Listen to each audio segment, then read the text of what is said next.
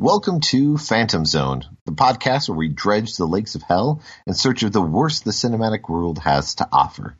And then we put it on trial for its various crimes against humanity. And should a film be found guilty, it will be jettisoned into the far, far reaches of space. A Phantom Zone, if you will. I'm your host, Adrian Torres, and joining me as always is my good buddy, Scott Daly. How are you doing, Scott? I'm doing great, Adrian. I am ready to I watched already. I'm ready to discuss another wonderfully awful movie. That would be a problem if you were just now watching the movie while we were discussing. Yeah, I guess I didn't watch it, so I'm just gonna be winging this. If it sounds like I'm making up plot elements, it could be me making up plot elements, or it could be just how bad the movie is. You never will know. It's going to be your confusion because you didn't see the movie before this. Yeah, that's true. It's because it's March, right? It's Threequel Month. What are we calling this? I don't know. We don't have to give it a name. It's just part threes. That's it. We'll be boring. I like it. There you go. We're of course discussing, part threes of movies because they're usually always bad. Very few times they're able to rise above and become something truly special. You do occasionally get that. It's up for debate which series have that. Probably one of the more successful ones in most people's mind would be like The Last Crusade, which is a great part three, but you don't always get that. Otherwise they're usually cash grabs, plain and simple. Look at many, many, many different film series out there, and usually once you get to part 3 or 4, they're always being made for that reason. It's such a common thing that people tend to make the comment, I'm only a fan of the even-numbered Star Trek films. That's how ingrained it is into people's minds. Once you get to usually number 6 or later for a film, the majority of the people have checked out, and you're usually dealing in like VOD space. So part threes are when it really starts to tail off. That even works in my favorite series, The Fast and the Furious, because I think the third one of that is really awful. Well, not only that, but when you look at the Fast and the Furious movies now, regardless of how much people like them, they're definitely cash grabs. Yeah, billion-dollar cash grabs. Yeah, but still, they know that they can make that much money, and they know that they'll have like the basis, like just thinnest elements of a story and action set pieces, and people are going to go crazy for it. We've got one that's coming out in like a month and a half from now. Yep, and I am so excited. As far as I'm concerned, the Fast numbering series started over at 5, so we're technically on 4. still fits. It still fits in the equation. It still works, yeah. Poltergeist 3 certainly falls into the camp of weird desperate. None of the writers from part 1 or 2 return. None of the Freely family is back, save for Carol Ann herself. And of course... Thank you, Scott. You guys will be hearing that continually throughout the course of the episode. You thought I was joking. I don't. Well, the name Carol Ann. Carol Ann! I missed the button that time. This will be an interesting game to play. Her name is said 121 times in a 98-minute movie. It's not, I guess, that terrible when you consider the fact that basically every single person who's in the movie has their name said. It doesn't matter if they are a small character or a major character, but everybody has either a first name or a full name. If you look in the credits, there's never a part where it's like building elevator operator. Everybody has a name. And there's even a point where one of the main characters is walking through the corridors of this building, and each person they see, when somebody says hi to them, they make sure to say hi back and say their first or entire name. It's, you know what that is, Adrian? That is commitment to your craft. that's we have time constraints that we need to get to, and we barely have any story to fill it in with. IMDb describes or has the synopsis of the movie as Carol Ann is staying with her aunt and uncle in a high-rise building, and the supernatural forces that have haunted her previously follow her there. That's it? That's what it does? Well, I mean, that's for the most part, that is what happens in the movie. That's true. I mean, they don't explain it that great, but that's the reason. We don't get a huge reason, or I guess a well thought out reason for why Carol Ann is staying with her. But you just get the sense that the rest of the Freeling family was kind of like, we don't want you around, which is weird with how number 2 plays out. Now, you haven't seen number 2, correct, Scott? Nope. Not even read the synopsis on number 2. Went into this thing completely cold. That I would imagine that caused some problems. I guess they kept talking about this old man that I guess was the bad guy in number 2. I gathered. Well, he's technically the bad guy of the entire film series. He's the main antagonist. Was he in number 1? God, really? Technically. They didn't put a face or a name on it, though, right? Well, in a way, he's the beast. In part 1, the giant beast-like thing that's in the upper bedroom that Tangina ends up going up against. Remember that? Yeah, of course. Yeah. That's what this guy is, basically. That's his, I guess, spirit look vessel thing. When he was the leader of a utopian doomsday cult, basically. And when he ended up dying, he took on the other spirits of the rest of the people who were in his cult that created basically that beast. Because he was a crazy doomsday guy, kind of like a Jim Jones type character, and he ended up sealing all the rest of his followers in a cave. And years later, on top of that cave is what ended up being the development in California where the Freelings live in part 1. This isn't shit in the first one, right? Because I thought they just built the house on the burial ground and then told people they moved the graves, but lied. That's what I remember from the first one. Correct, but this is what you find out in the second one. Oh, so we're taking a relatively simple concept and complicating the shit out of it. Yes, which is Hooray. Why the second movie is fantastic in just how unhinged and completely insane it is. It's a completely different story, but it does involve this spirit tracking down Carol Ann at another house. Carol Ann. And where she's living with her grandma, and the spirit's not able to come in because grandma is powerful and is keeping the spirit at bay, but then grandma dies, which means that they end up having to get Tangina to bring a medicine man who is the arch nemesis of this reverend guy. What the fuck? I thought it was just ghosts that were being mean to people. Why do we have to complicate stuff like this? Oh, because if you don't complicate it, Scott, you get a spirit that's trapped in mirrors for an entire movie. That's I have a really sneaking suspicion what the initial meetings of this movie sounded like. Well, there were none. The guy who directed this movie hadn't. He's directed a number of things, but none of them were of note, really. Like, none of the films that he had directed before this were great. Like, this was his chance to step up and say, this is the type of movie I want to make. This is my chance to make it. And he didn't exactly do the best job.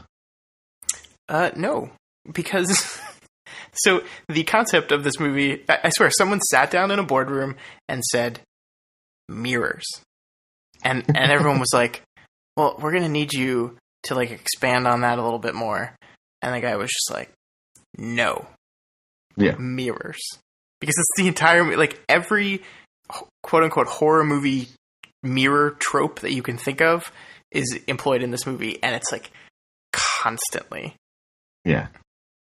Well, that's basically how the movie opens is, with Carol Ann staring out the window and she's got the mirror behind her, which creates a weird effect with the reflection that you have in the mirror, including the really creepy, almost child molester-esque window washer that's just staring at her while he washes the window.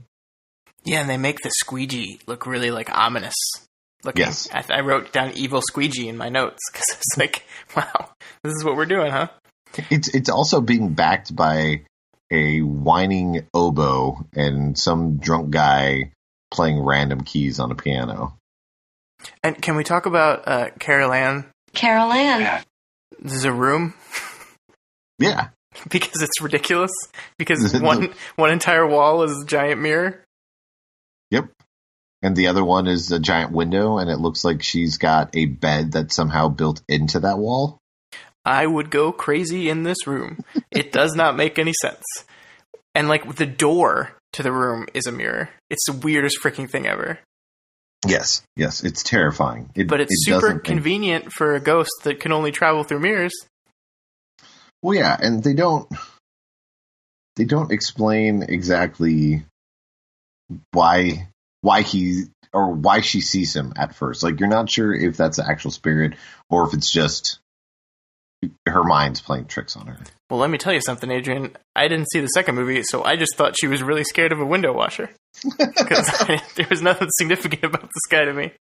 Well, no, and it's not even the window. Well, I mean, she sees him outside at first, and that feels like it's projection. But then, like, several minutes later, she sees an actual reflection of him. So at that point, they don't really explain if it's just like her traumatic state that she's in or if the presence is there.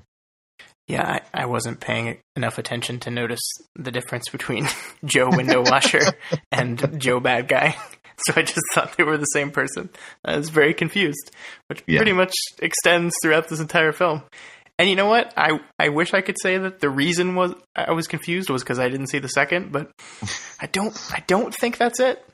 Well, no, if you're not familiar with the films, because there's plenty of times when a third movie comes out that people may not have seen the other ones, and especially because this movie came out in, was it 90, 91? I think it was the 80s. It was 88. 88? Yeah. Okay. Yeah, because Heather So O'Rourke. you're still in the VHS era, but you're like not at the point where every single person is owning a ton of VHS tapes. So you've got people who are renting them from the video store. Video stores at this point don't have a crap ton of copies for it. So it's easy that there's a chance that people may have seen one and not necessarily seen two at this point. So she's with the random family. Yeah, I thought her family was dead. Yeah. I made that assumption, and I kept that assumption until like way too long into the movie. We get Tom Skerritt, mustachioed as always. And he is, well, the way he talks with Carol Ann is weird. Like, everybody's on a first name basis in the family. Like, nobody really ever gets called uncle or aunt. Like, she calls everybody by their direct first name. Even though she mentions Aunt Trish, to which her uncle gets mad. And it's like, no, don't call her Aunt Trish. Call her Pat. That's what she wants. It's the most useless conversation in the entire movie. And then there's an argument about who is making breakfast. And then Tom Skerritt gets really pissed off because Carol Ann is going to make Pop-Tarts. I forgot to do it last time. No, it's okay. It's fine. We're talking about Pop-Tarts. It's not that important. But he's really pissed off by the fact that that's what she wants to make. And she gets really defensive and is like, hey, I'm making breakfast. We're making fucking Pop-Tarts. Yeah, maybe when you make an 8-year-old make breakfast, they're not going to make you fucking pancakes and nice over-easy eggs. Jackass. Hey, they're giving her a place to stay. The least she could do is learn how to make, crepes. The least she could do is be their slave. God damn it. She's 8 years old. That's what she's good for. So her aunt is played by RoboCop lady. Nancy Allen. She's the lady from RoboCop. She's been in a lot more than just RoboCop. Yeah, she but was in that's a whole bunch the first thing I saw her in, so that's what she is forever. Have you seen any Brian De Palma films? Yeah, but after I saw RoboCop. But that doesn't mean that you're not going to learn the actress's name. Yeah, but I mean, why bother if I can just say RoboCop lady and you know what I'm talking about? Who plays Han Solo? RoboCop guy. Wait, what? That doesn't even make any sense. I think he was in that, probably, right? No. Okay. The first movie that you saw Harrison Ford in was Star Wars. Okay. Did you refer to him as Han Solo until you became an adult? Yes. You never sought out to try to learn what his name was. I mean, I knew it. Like, I know her name's Nancy Allen, but I don't call her that. She's RoboCop lady. Okay. I can't. You can't win. You can't win here. No, it doesn't make any sense whatsoever. Makes perfect sense to me. That's idiotic in a way, but I mean, if you're proud of yourself with that, then that's okay. Adrian, I am always proud of myself. So, RoboCop lady, and do you refer to the uncle as Tom Skerritt, or do you call him the captain of the Nostromo? No, he's Tom Skerritt. Oh, okay. So he's special? Yeah, man, it's Tom Skerritt. Come on. Is it the mustache or the fact that he was on picket fences? It's the mustache. Okay. That's a safer answer. We'd have an entirely different discussion and just scrap this episode if we were talking about picket fences. They also have a daughter, and the daughter is played by Laura Flynn Boyle because this is her debut film. Yeah, how old is she in this? She looks really young.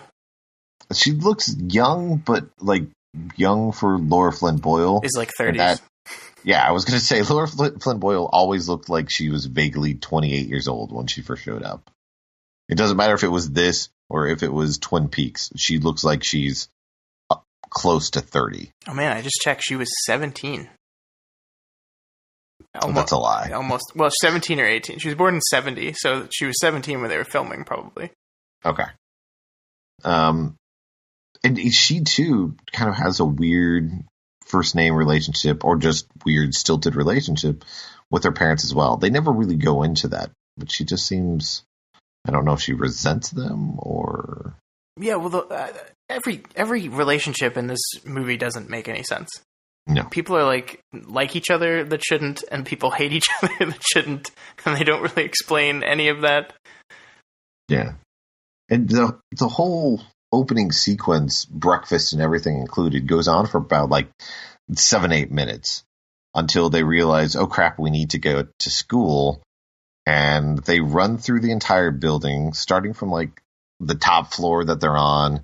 They go down probably about 20 stories, walk across the lobby, then end up in the middle of a mall, and then end up in a parking garage where the soccer mom minivan that's supposed to take the kids to school is drives off right in front of them. She's supposed to drive these children, but then just decides to leave. I guess they didn't have cell phones, so it's not like you could call up and say, hey, why aren't you here yet? But this is a little ridiculous.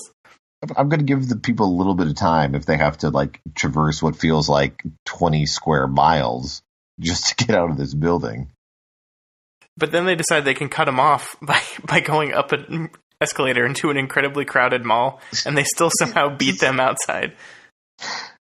While also yelling the name of the lady who was driving the car. It was Helen or something. And they're just constantly yelling in the parking garage, then run through the building, get outside, and just casually decide, in Chicago to be yelling at the top of their lungs, and this lady happens to stop for them.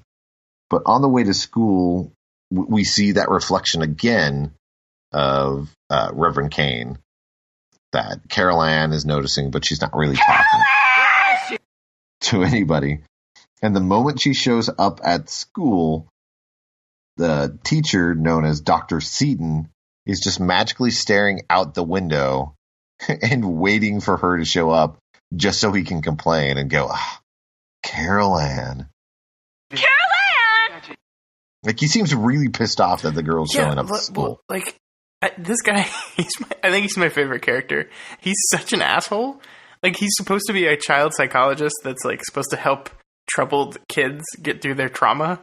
And he, like, is so hateful of this little child. It's so funny. I don't know how he keeps his position, but this is a really weird school. The school is basically set up for kids who've been through traumatic experiences, but are still show that they're gifted in some way, whether it be intelligence, arts, what have you. This school is for damaged but gifted children. Charles Xavier is probably somewhere on the grounds, picking and choosing. If he got his hands on Carol Ann, this would be a completely different movie. Carol Ann. But adding to the weirdness of this school is it seems like every chalkboard or wall is a double mirror. Of course, because you need mirrors. Well, because he's first observing the class where the teacher's talking to everybody, and she's talking about Chopin, but she refers to him as Freddie. Yeah, man, his friends call him Freddie. He's been dead for a couple hundred years, but she mentions, and Freddie was about your age when he first wrote his a couple of musical pieces, and it's like, I don't know why you think that's what's going to get through to the kids. Like, half the kids that are in the room are either asleep or look very distraught to be there to begin with. That playing this music in the background and having this lady talk to everybody, I don't think is making them feel better. Well, here's what I don't understand. So she's at the school because she's now been through 2 traumatic ghost-filled experiences, right? And yes. For some reason, people still don't believe that these things are real, even though her family was witness to all of them. So they just send her away. Like, she can't just be visiting because she's going to school. So she's living with them. Like, her family sucks. Well, but we never get the indication whether her parents sent her to them to go to this school, or if the parents banished her and said, hey, you're going to live with uncle and aunt, we can't deal with you anymore. And either Pat or Tom Skerritt decided, hey, they happen to have this school here that might help her out. That discussion never takes place at all. Yeah, I think Craig T. Nelson just said, I can't take this shit anymore. Which is similar to what he said in real life when they asked him to do a 3rd movie. Yep. They asked him if he would come back for a 3rd one, and he said that he felt that 2 was enough. Because originally the 3rd movie was going to be just focused on Craig T. Nelson's character. In the 2nd movie, since you haven't seen it, he is completely far gone after the 1st one. Him kicking out the TV at the very end of the 1st movie is the beginning of it. Like, the family doesn't own a TV. In the 2nd movie, he's hitting the bottle. I wouldn't either. Yeah, he's hitting the bottle rather hard. He doesn't really want a part of anything that's going on for the majority of it. He's just beat down and pissed off.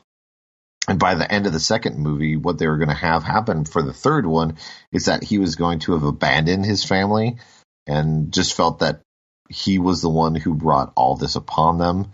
And he was going to leave the family and basically go to another country and live as a hermit just to get past everything. And the spirit of Reverend Kane was going to show up in that other country and start messing with him and the neighboring people who lived in his town. And he was going to have to basically get his shit together, sober up, to do battle against the spirit. So that sounds like a better movie. Yes, but Craig T. Nelson said, no, screw you guys. And this is what we got instead.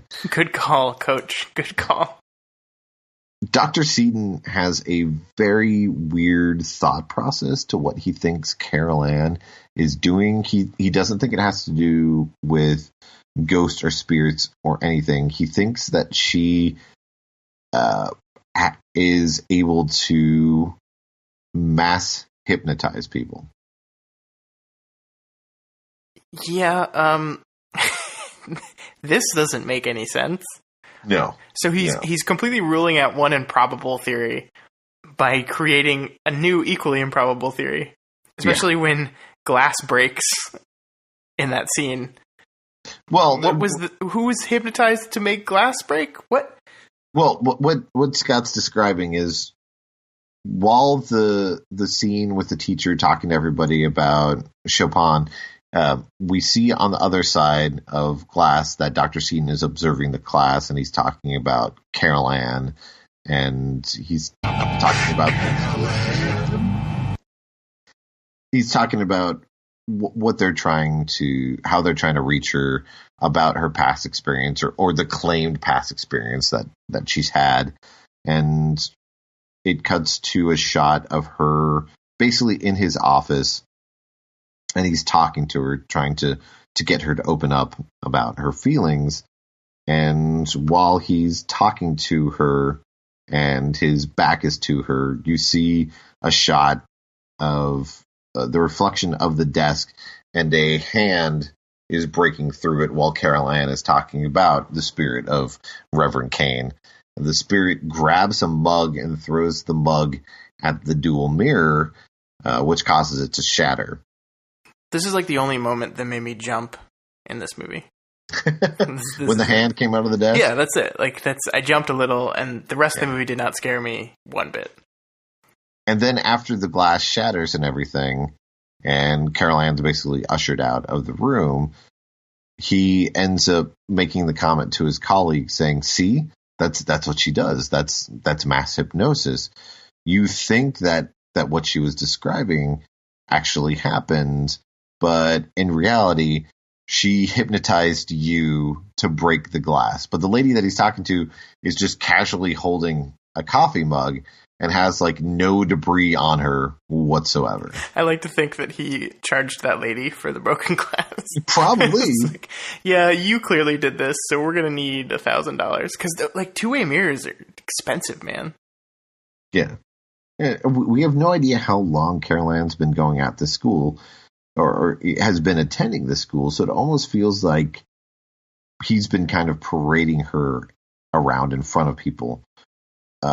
Because of the fact that the arm comes through the desk, it kind of feels like that was their hint of he's been talking to her for a while, and this is Reverend Kane finally figuring out where Carol Ann is and breaking through back into the world. But that's not true, though, because I guess then we're saying that the image she had at the beginning of the movie is just her hallucinating and is not. Exactly. Well, you can say that for when she sees him on the scaffolding where the window washer is, because that's a physical embodiment. He's taking the place of the window washer who's there. So that's clearly in her mind. But we get that weird shot over the reflection of him in the minivan before we get to the school.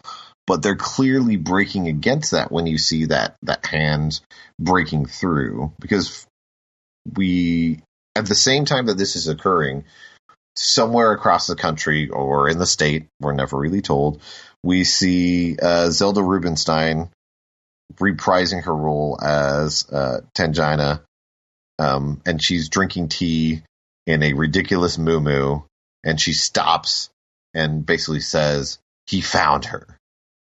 So that's our connection that I was so confused. Found her. I was so confused. It's wait, what? Who? Why? She stops drinking her tea and gets on a plane, directly just then. Back home, Carol Ann's trying to just go about her day, but we find out that the daughter, Donna, Laura Flynn Boyle, has a party that some neighbors are throwing that she wants to go to. There's I don't know if it's a building, I think the building's opening, but they're also having a a gallery party down on one of the lower floors of the building.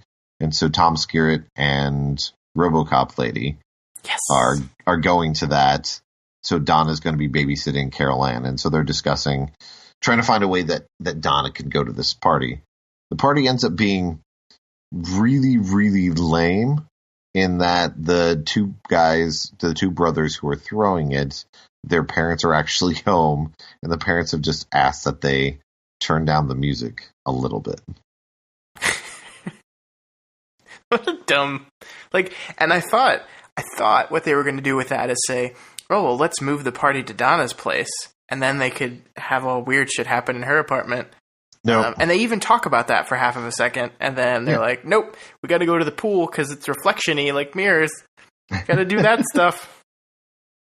And while all these people are having conversations and walking back and forth from different places, they're still playing with the mirrors because half the building feels like it's nothing but mirrors. Yeah, like every hallway, one side of the hall is entirely mirrors. Yeah. So when Donna is going to the party, there's 3 apartments on one side of the wall, and there is a mirror on the other side. And while she's passing each door, it opens up and has Reverend Kane standing in the doorway until she ends up getting on an elevator, and then all the doors close because Carol Ann's in the hallway just staring at it. None of the spirits try to come through and try to get Carol Ann at this point. They're just Carol Ann messing with her. Ooh, spooky people standing still and not doing anything. There's also pipes that are freezing over in the bowels of the building, but then people are really warm or hot in other parts of the building. Yeah, so was temperature a thing in the original Poltergeist? Well, I don't remember it being a thing. Cold is usually a thing when it comes to spirits. In the majority of movies that you watch from, like, even if it's TV shows like Ghost Hunters and stuff, or something like the TV show Supernatural, to various other horror movies that deal with ghosts or spirits, usually where there's a strong concentration of supernatural powers or energy pertaining to ghosts and such, there's usually cold spots.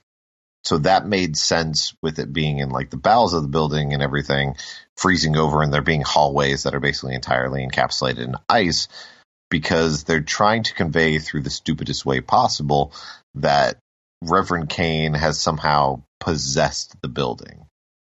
Also, you know what is a good reflecting surface? Ice. Gotta have more mirror stuff. Need the mirror stuff. Does it ever explain why he's just a mirror person? Was that in the second one too? Did they explain that? No, because in the second one, there's several points where he's basically flesh and blood. Like he introduces himself to the family. So they just literally, someone in a conference room said mirrors, and that's what we did. Basically, they aren't scary, and that's part of the issue with the movie is that they dabble with mirrors, which aren't scary, random loud noises, which aren't scary at all, and then bright lights, which isn't scary. I will say I think some of the mirror things work better than others.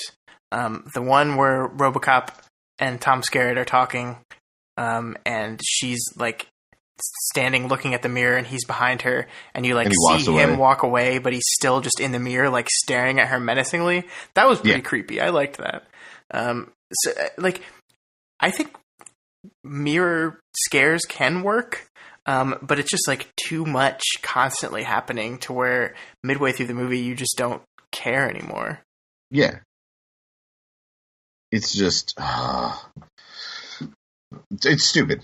It's stupid. It's really stupid. And they tried to find a way to shoehorn to Gina into all the Zelda Rubinstein. That's all I'm going to say. I hate her name. I'm just going to call her Zelda.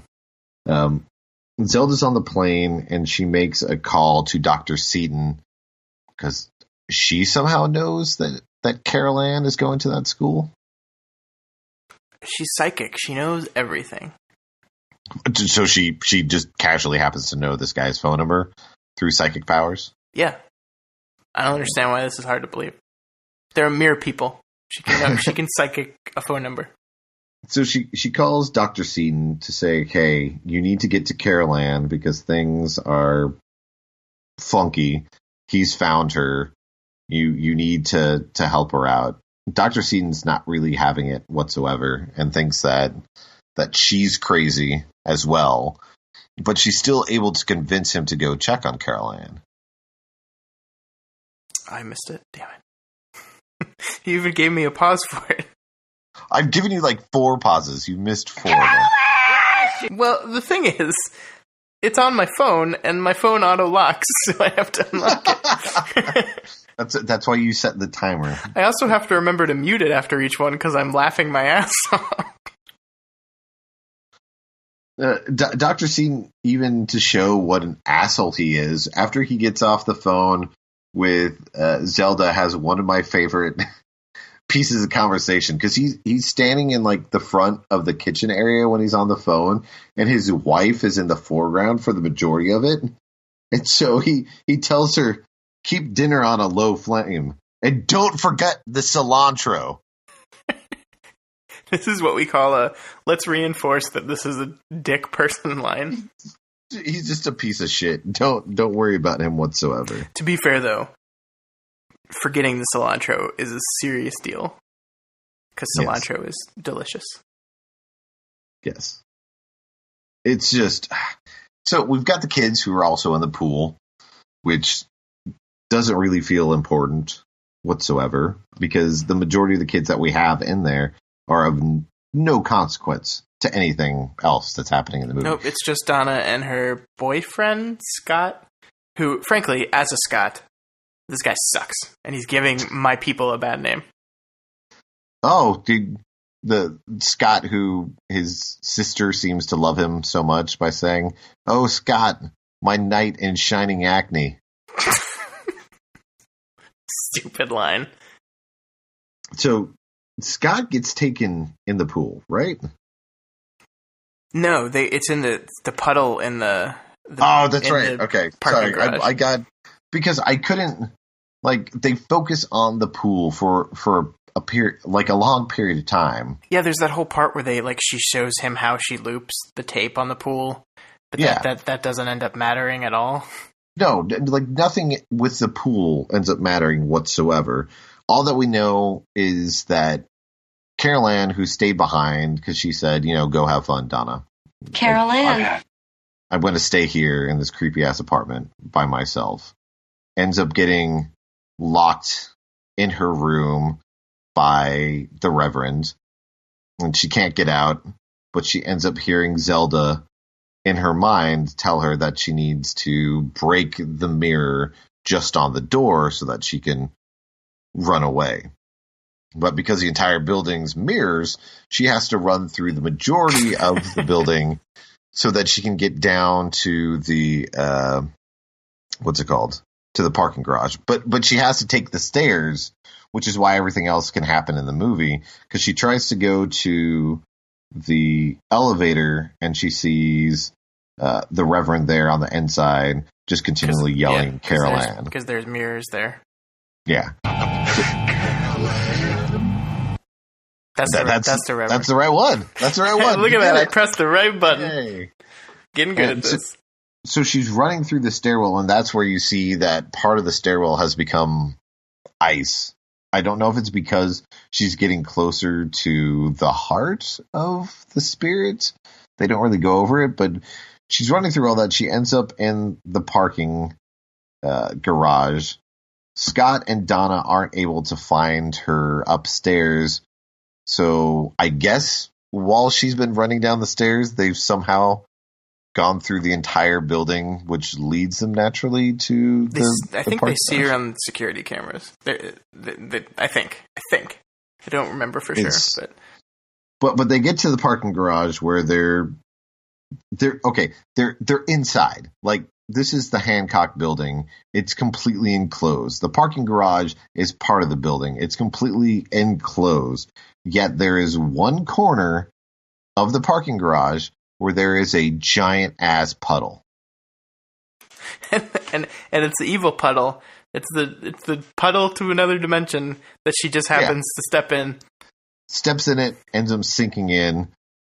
Scott and Donna go over to try to help her, and while they're trying to help her, they end up getting sucked into the puddle.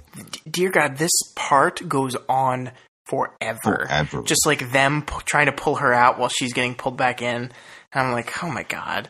And for it to end with them all just getting sucked in, I'm like, yeah. Like for a minute there, I thought just Scott was going to get sucked in, and I was like, all right, later. You suck. But Laura Flynn Boyle probably puts in about 15 to 20 of the Carol Ann's, while she's trying to pull her from the puddle. Yeah. I don't think I have maybe this one. No, I think that's a later one. Yeah, that's a later one. Doesn't matter. It's all the same. She's screaming Carol Ann a lot. So you got them sucked in. The parents have been down at the party, and Tom Skerritt ends up hearing that the kids were at the pool at one point. So he goes to. Did we say he was the building manager? I don't know if we ever said that, but he's the building manager. Well, not even the movie really gets across that he's the building manager. That is very true. You know that he works for some part of the building at various different points, and they mentioned that he's more or less the super of the building once, but then the way they treat him is somewhere between being like a go-between between somebody who works for the building and then works for the people who own the building to feeling like he owns the building. Like he doesn't have a set job description or what he does. Like he does everything. He's Tom fucking Skerritt. That's what he does. Tom. But he goes to check on the pool, and when he walks by the pool, it ends up freezing over. So he stares at it, casually, just like, that's pretty fucking weird. And then exploding from the pool comes Scott, who is covered in a combination of ice and goop. And he starts running towards Tom Skerritt and runs into a piece of glass. And Tom Skerritt just kind of comes around the corner casually and is like, what's going on, Scott? It is remarkable. Scott the Icicle Man is such a great part of the movie. And we don't see him for like a period of time. So Gina shows up at the apartment at the same time as Dr. Seaton, basically. And they're discussing Carol Ann, and Tangina feels that she's not really there. So they have a shot that's the two parents, Tangina, Dr. Seaton, and then just a wall of mirrors with Carol Ann and a speak and spell that she had at the beginning of the movie. And this is what's exhausting about this movie, is that, like, none of the people are ever actually the people that they are, and it just gets really annoying by the end of it. Like, this is not the real Carol Ann. No. And Tangina's not even, like, really having a conversation with her. Like, she just continually says Carol Ann while she's coming towards her, and then randomly sweetie, and she's not really having a conversation with it. So you have people who are just standing around a mirror while a short, weird psychic woman says the main character's name, who none of these people know.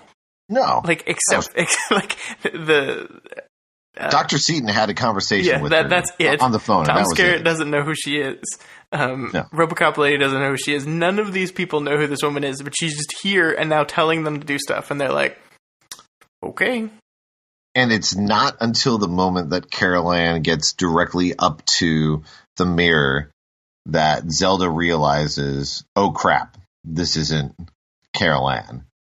And the fake Carol Ann in the mirror world ends up grabbing Zelda and instantly mummifies her. This is the coolest effect in the film by far. And I'm so happy because Zelda was really annoying me in this movie. What happens after she's mummified? Adrian, what happens?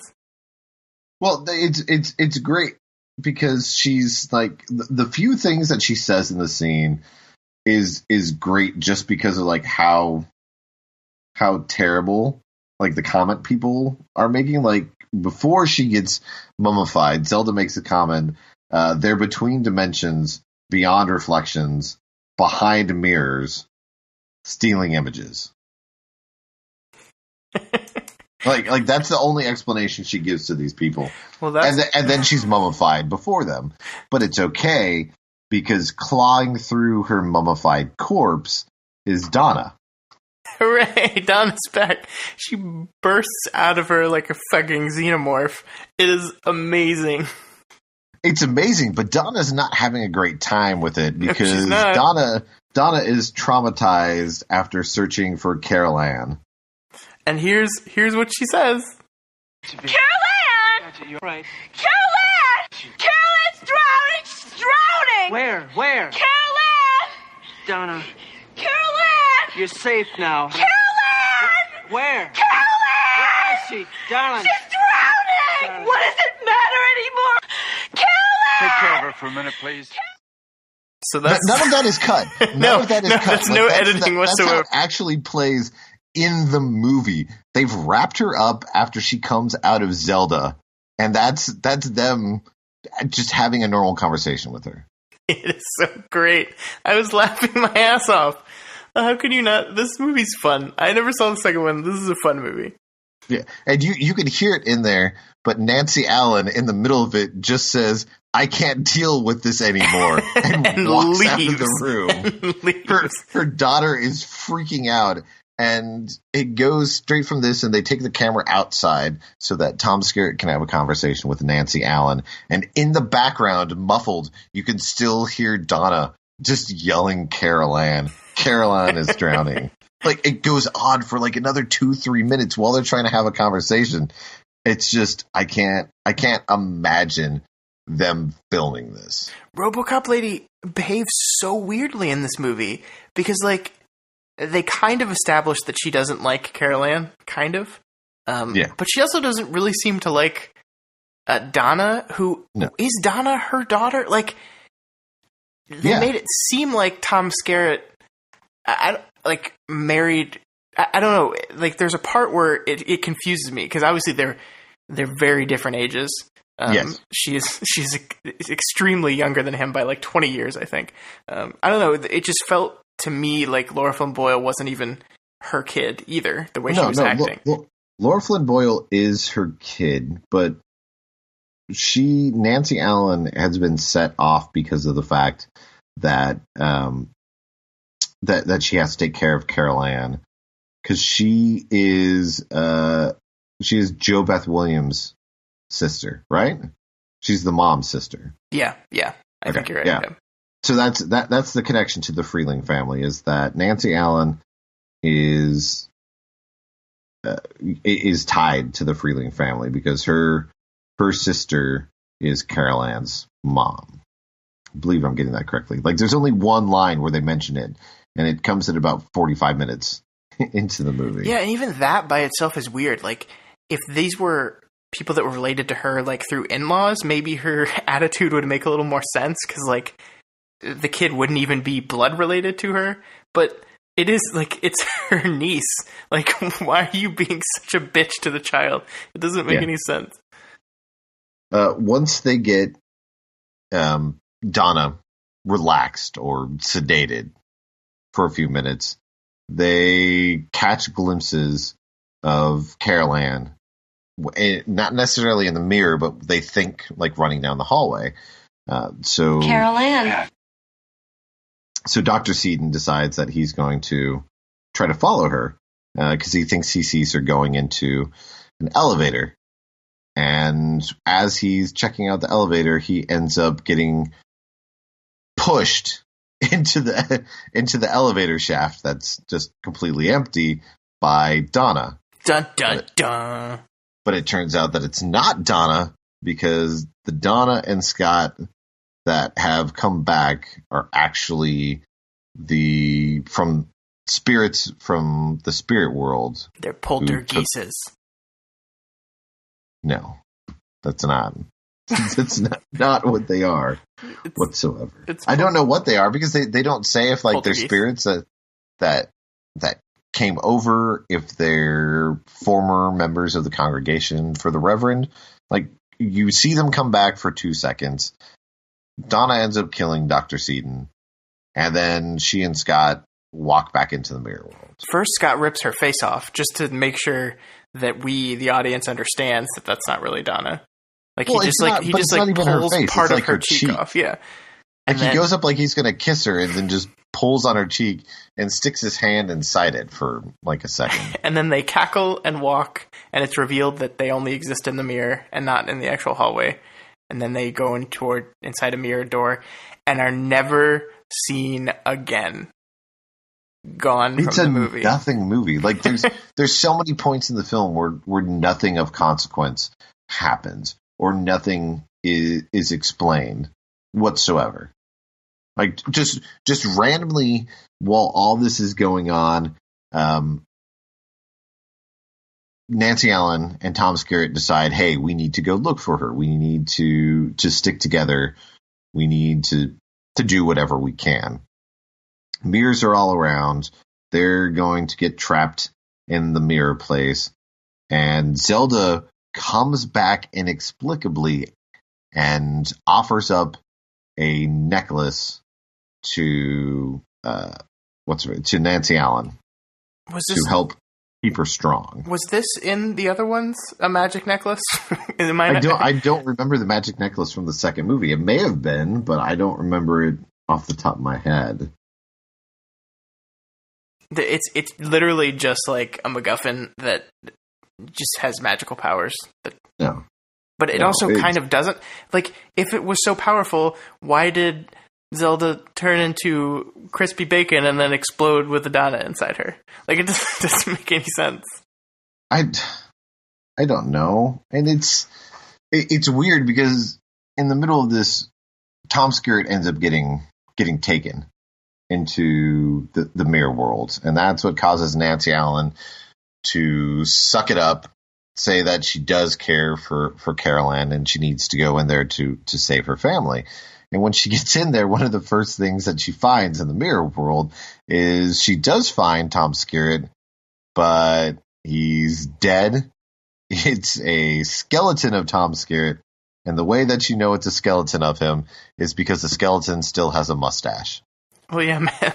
I mean, that's how hair works, right? It's a skeleton with a full head of hair and a mustache. I mean, I would like to think when Tom Skerritt dies, that's what his skeleton will look like. That's what he's going to look like? Yep. Oh, that's terrifying. But that's what you get when you try to go find Carol Ann. Nailed it. As happens in most of the Poltergeist movies, it's through the power of loving someone else that you can defeat the evil spirits. See, but that was set up well in the original Poltergeist movie. It kind of comes out of left field here. Well, it makes sense in the first movie because you're dealing with the love between a mother and her daughter, and that's easy to get across. Here, a lady who completely despises her niece, all of a sudden being like, I really care for Carol Ann, but it's more so that she's family, so I can't really hate her. And that's enough to call Tom Skerritt basically back to her side and have them running through a frozen / snowy parking garage where cars have been possessed and are trying to run them over. Yeah, this is where the movie just, I guess, ran out of mirror tricks to do. So now we just, for what seems like 10 minutes, just have them chased around by ghost cars. And then it stops. Like, they get away from the cars, and then they're in another part of the parking garage. Yeah. Where nothing's frozen over, everything's fine. And Nancy Allen even says, I guess we did it. We did it. It's the bullshit, we think we're safe moment so we can go back to a scared moment again shit that horror movies need to do. It's just, it's so terrible. But it's just, you're watching it and you're like, you did what? What did you do? That doesn't even make any sense. They rolled out of the way of the cars, Adrian. That's how you defeat poltergeist. I don't know. What's the plural of poltergeist? Poltergeists? That doesn't sound good. That's why I call it poltergeist. It doesn't make any sense. Just like the majority of this movie. There you go. I am just as good of a writer as the screenwriters of this film. So they still end up having to get Carol Ann back, and they basically get Carol Ann back kind of Carol Ann. just through bullshit happenstance, because Zelda shows up to take what's it called, to lead Reverend Cain to the light. Like, she says that she's going to take him to the other side, but doesn't really say why that appeases him when he's been after Carol Ann the whole time. And you get the weird composition shot of the Cain head on a kid body. That's so weird. That it doesn't make any sense. And it looks more hilarious than anything else in the movie. Like, they want it to be terrifying, and they want it to be a shot that scares you, but nothing about it is terrifying. Like, I laughed when I saw it. I completely forgot that it was in the movie. Yeah. But she takes him away, and I guess you could call that the Legend of Zelda. I hate you, Scott. I hate you. But they're then magically reunited. Like, everybody's together. Like, Zelda takes Cain to the other side, and then both Carol Ann and Donna are back. But not Scott. We don't see Scott again. I don't know if he's trapped in that mirror world. Scott is dead. Scott and Seaton are dead. Yes, Seaton is dead. We'll get to that in a minute, because that's something that's fantastic to me that we're going to talk about in another segment. So everything seems like it's good and happy until the movie decides to end on a shot outside the building with lightning striking the building and the sound of Cain laughing. Yeah, so, like, I hate when horror movies do this. Did they win or did they not win? What happened? Like, there's no. It makes it seem like he's still around, but there's no reason to end on that note. Because it's spooky. Not really. It's stupid. It is. It is stupid. And it sucks when you're trying to look at, like, the trivia for this movie to find out what was going on, because the biggest downside with this movie is the history behind it. If you know anything about any of the Poltergeist films, that they were all cursed for the most part. The first movie had a whole bunch of technical issues that were taking place shortly after it came out, or right before it came out. The girl who played the oldest sister, Dominique Dunn, was horribly, viciously murdered by her boyfriend. The second movie, the guy who played Reverend Cain actually died before that movie came out. And so the Reverend Cain that's in this movie is a different actor from the first one, but during the end credits for part 3, they have a special line in there denoting that Reverend Cain was originally played in part 2 by this other guy, which I don't think I've ever seen in any other movie. And it's really weird how it stands out. It's not like an in memory of thing or anything. No. It's just literally like, this guy played this character first. Yeah. But surrounding this movie, I can't remember her name. Heather O'Rourke. Yeah, Heather O'Rourke, who played Carol Ann in all 3 movies, ended up passing away shortly before the movie came out. Yeah, at 12 years old.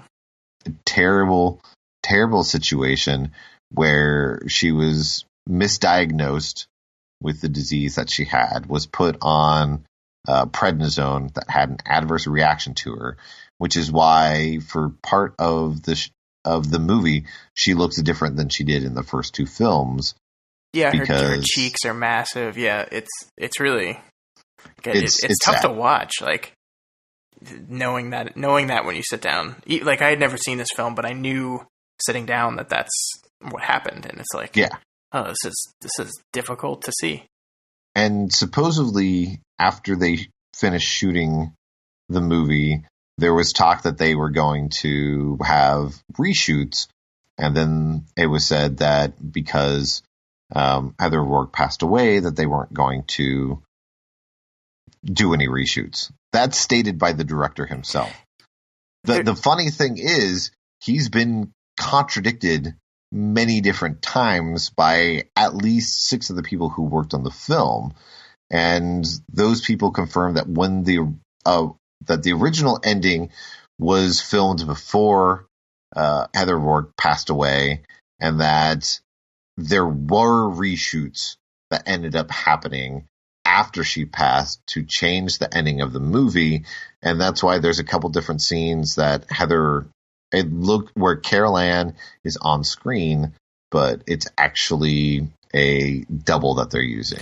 Yeah, I mean the entire ending like is the family walking out of the mirror, and like I think Tom Skerritt's holding her, and her face is like facing away, so you never see her face, and like this whole thing is from a long shot. Like they never zoom in. Like you think like wrapping up the movie that's ostensibly about Carol Ann's character would like have a reconciliation scene with her, but it clearly doesn't. That was very clearly a body double. So yeah. I mean it's very obvious that something was shot here where they didn't have Heather O'Rourke because she, I guess, had passed away at this point. So well, there's a couple other points like that in the film too, when Carol Ann is running down hallways and such, that it's actually a double that they had, that what they went back and did reshoots, and they had a double for those scenes, because it was pointed out to me by a friend that you can visibly tell that it's a different person because of the size of the body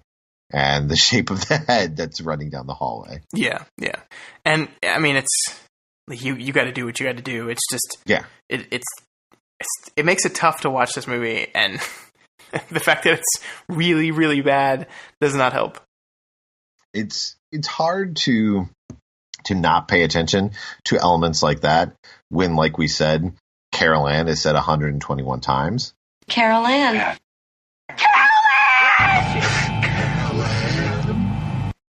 So it's constantly calling attention to this character. It's always on your mind. It's not like she ended up playing a smaller part in this film and then you didn't see her.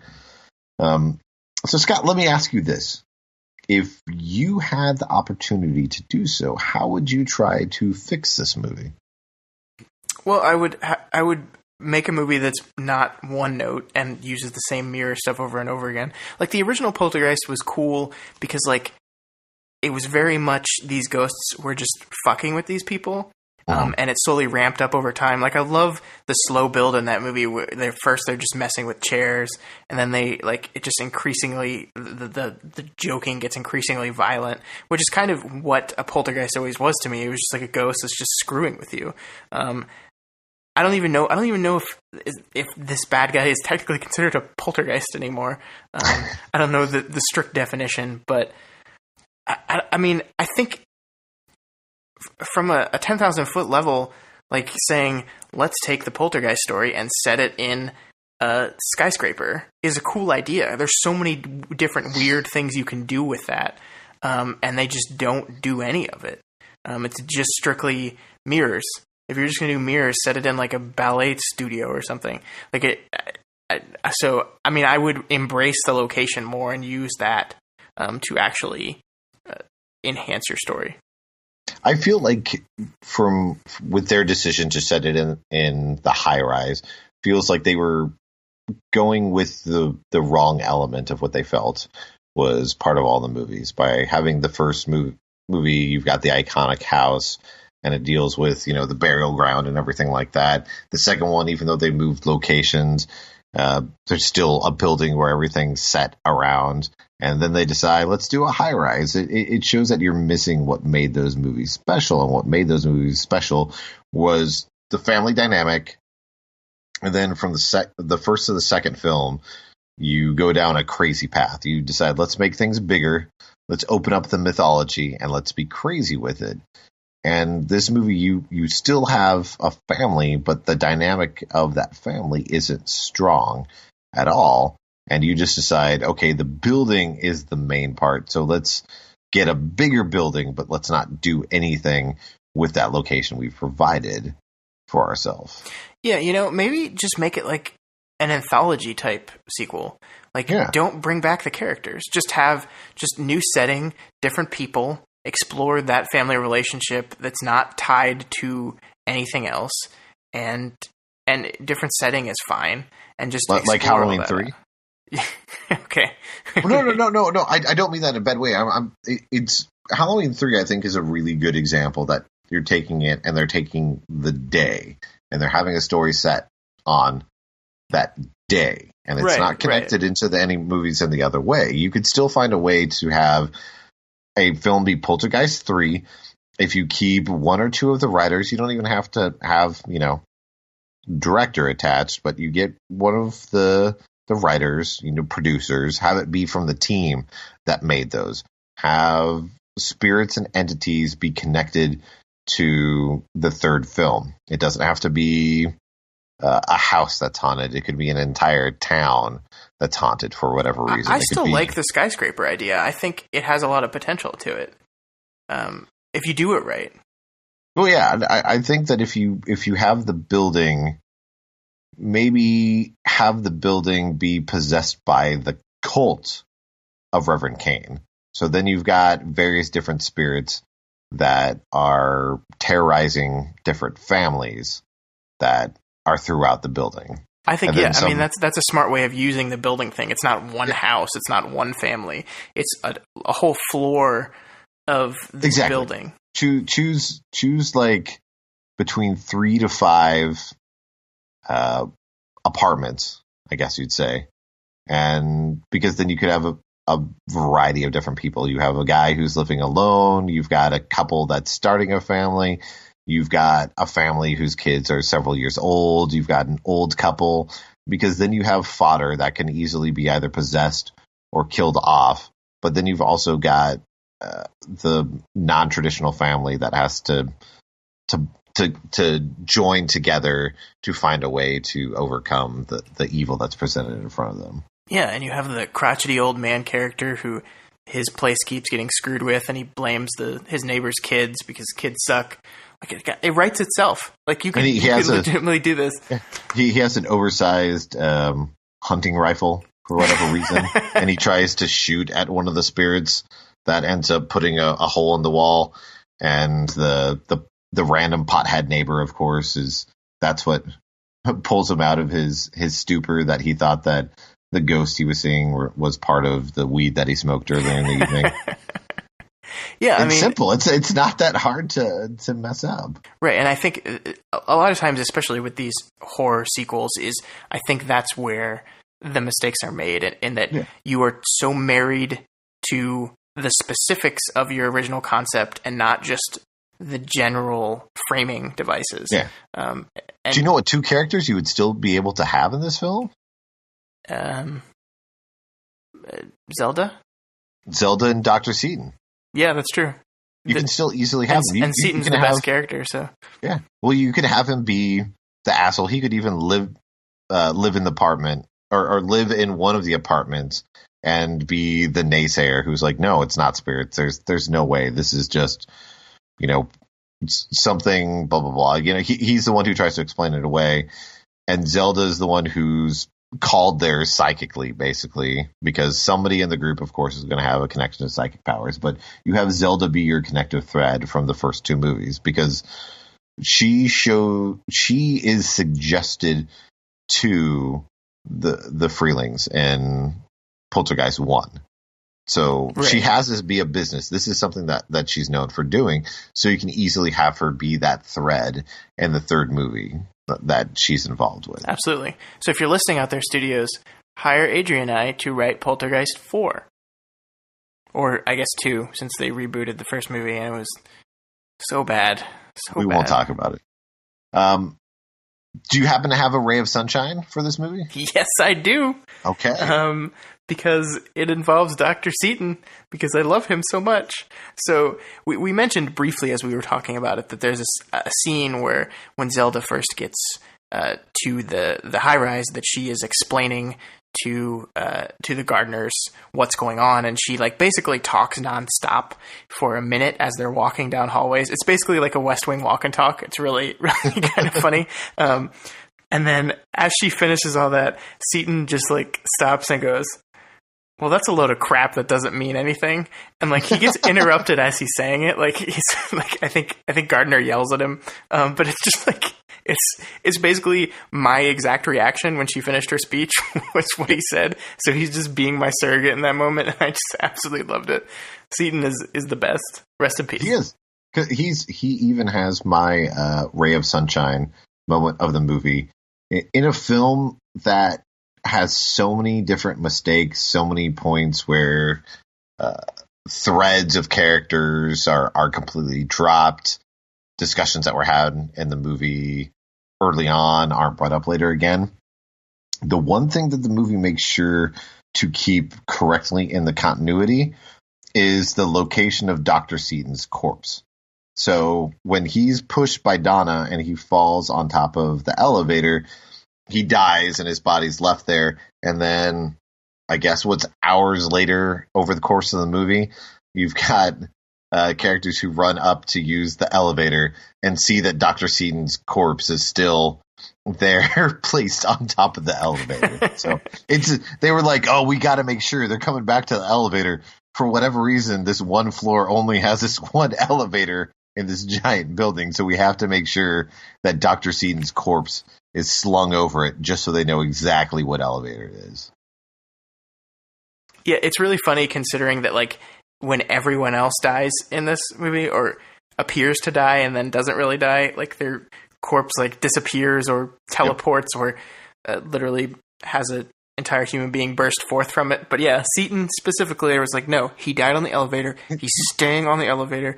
No one's going to move him. Nobody's going to notice except for our main characters, even though this is a fully functional building.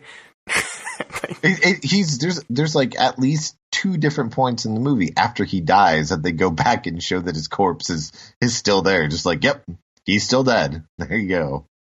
I don't know why they fixate on that, but it made me happy. It's like, oh, that's what's important to you. It's priorities, man. They can't write a good conclusion, but damn it, we're gonna see what happens to Seaton. Well, we're going to try to come to a conclusion right now, and we're going to vote. So, Scott, where do you fall with this movie? Do you fall guilty or not guilty? This was really close because I genuinely enjoyed watching this movie. I thought it was a lot of fun, but I don't think other people would, and I think Heather O'Rourke's death like puts this cloud over all of it that I just think like I almost think like I know that there were people within the studio that after she died wanted to just cancel the movie and not do it, but the studio like forced them. You have to do the movie. You have like all these characters had to do the press, like they were doing like pre-release press like days after Heather O'Rourke died in some cases. So I'm gonna say guilty just because like let's talk about the amazingness that is the first Poltergeist. I'm going to take your word for the second one, but let's forget this third one and say guilty. Well, we didn't mention it with this, but I'll at the beginning of the episode, but I'll mention it now. Is that this again? This will be one of the last ones for this month. Unfortunately, Scott and I will have to start shelling out money for these terrible films, but it's okay because it'll be a small pittance. But this one is on Vudu for free with ads, as well as Poltergeist 2 is free with ads. So, cool. If you do want to go back and see number 2, Scott, you can definitely do so there. If people who've seen the first one are curious about parts 2 and 3, they're both free currently on Vudu, so it's easy to catch up on them. I got to say something to Vudu. Vudu, if you're listening, your ads don't make any sense because all you're doing is advertising your own product, which I'm already using. So I don't understand how this is getting you any money. Oh, they have that website one that they have on there now, where they tell you to go to a website that has Vudu in their URL. Which one? I don't know if I got that one. I just had. I didn't have that one the one that for the classrooms. No, I had two ads. I had one that was just for Movies on Us, where they were advertising literally the service that I was that second using, and then they also had just a general Vudu ad for all the movies that they have available to purchase or rent. I had a third one 2 different times during it that was for basically like classroom learning, like late high school, early college type videos for people to watch if they wanted to learn more about like continuing education and stuff like that. So yeah, so I'm guessing that's maybe how they get it. Yeah. I will just say, Vudu, your service doesn't make any sense to me, but thank you for doing it. Hey, it's free, Scott. It's not. I'm not complaining. I'm trying to look out for them. They're making plenty of money, so they're fine. My vote is along the lines of Scott that it's guilty. I think maybe had this movie been put on the shelf for a couple years, I'd be willing to say not guilty, watch it, but it does have that weird pervading feeling over it because of the fact that she did die so shortly before the movie came out. You know, they didn't say, hey, let's put a moratorium on this, let's give it 5 years or so, or they shelf it indefinitely, and then 15 years later when DVD comes out, they decide to put it out special in one of those sets. But there's no way to watch this movie without having that feeling of knowing the fact. When Poltergeist, the first one, came out and everything that happened with Dominique Dunne, it feels a little bit different from this because of the fact that while Poltergeist 3 is being made, it's leading up to the events that caused Heather O'Rourke to pass away at such a young age. So that shadow casts large over this film. It's a terrible movie to begin with, and it's got plenty of problems, but this pushes it over the edge to don't really watch it. Yep, agreed. So, do you know if the remake had any like Poltergeist curse stuff happen to it? No, I haven't looked into that because I saw the movie and it was bad enough that felt like a curse.